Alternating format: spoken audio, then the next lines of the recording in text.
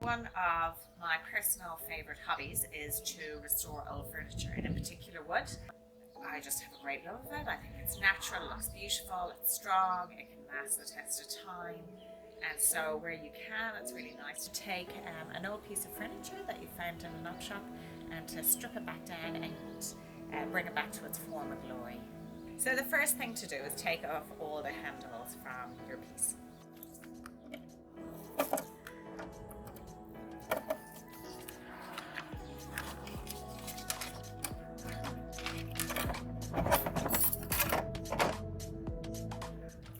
I'm just going to put it in a container and keep it for safekeeping.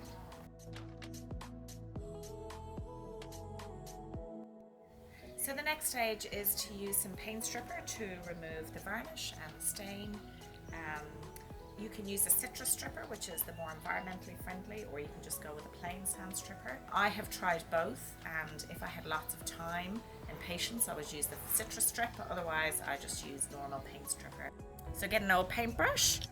So you just put it on liberally, like so. We're going to leave it for at least 5 minutes before we start taking it off. So if you come and have a look at what's happened, this has only just been in the last 5 or 7 minutes. You can see that it starts to bubble.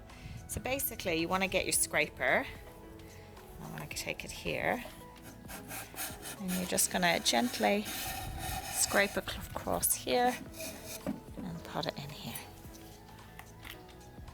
Hold it, put a bit of pressure on, scrape across, and then catch the end.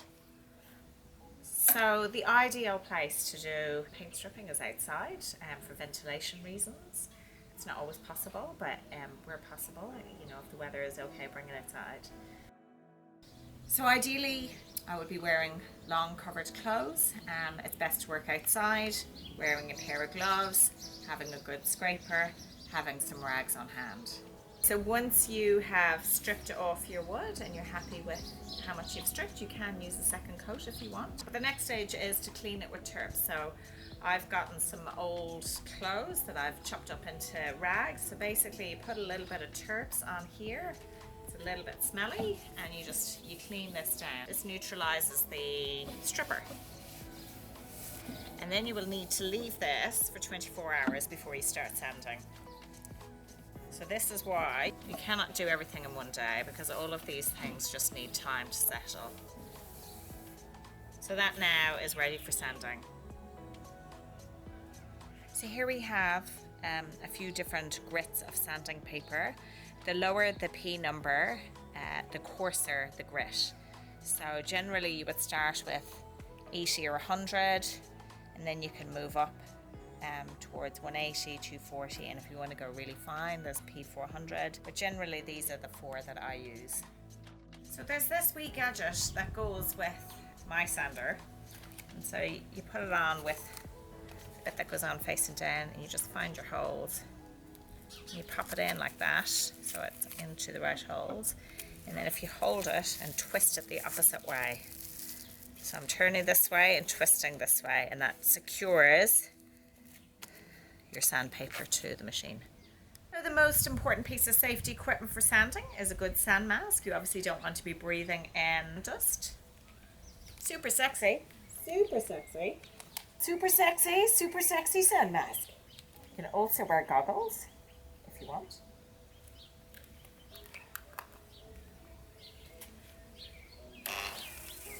Okay, so I'm gonna turn it on. Go with the wood, go with the grain of the wood.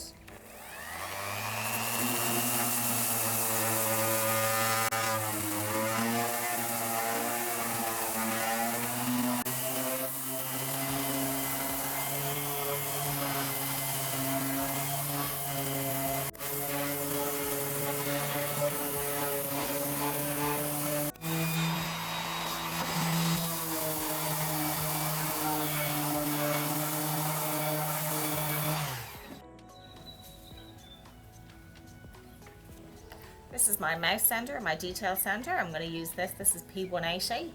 I'm going to hand sand the rest at a higher 240.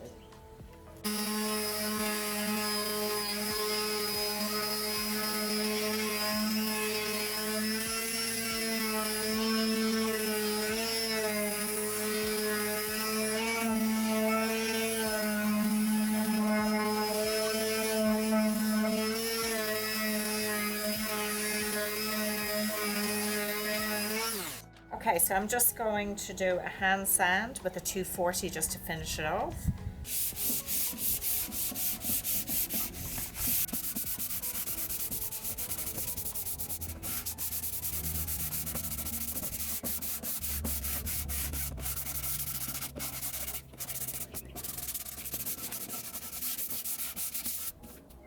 Okay, so before I stain, I am going to give it a wipe down with a clean rag, which has got a little bit of water on it, and I'm just going to wipe off the dust and get it ready for a stain.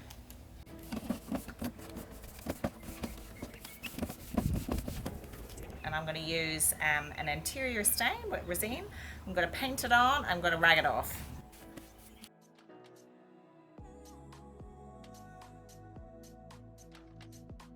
So this is where your choice comes into play, whether you want this darker or whether you want it lighter. So you need to leave it for a couple of hours just to sink in and dry, and then you can either stain it again, or you might wait a few hours and you want to think about what finish you want to add.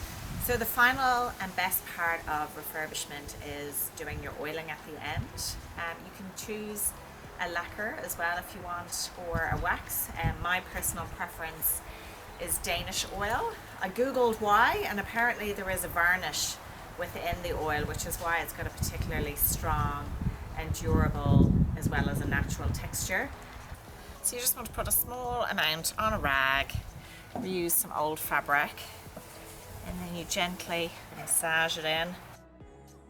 I would recommend 2 to 3 coats of oil, depending on what the item is going to be used for. So if it's going to be in a kitchen or a bathroom, you might even want to go up to 5 coats. If it's going to be for low use, then probably 2 is okay. Here we have a finished piece that's been fully refurbished. I personally have a preference for wood, but I know some people like to mix and match with furniture, painting and keeping the wood. Either way, these types of pieces can be easily restored. They just need some time and love. And if you want the skills, come along to our workshops, or you can request an event through our webpage, and we can come out to your community. Thanks for watching.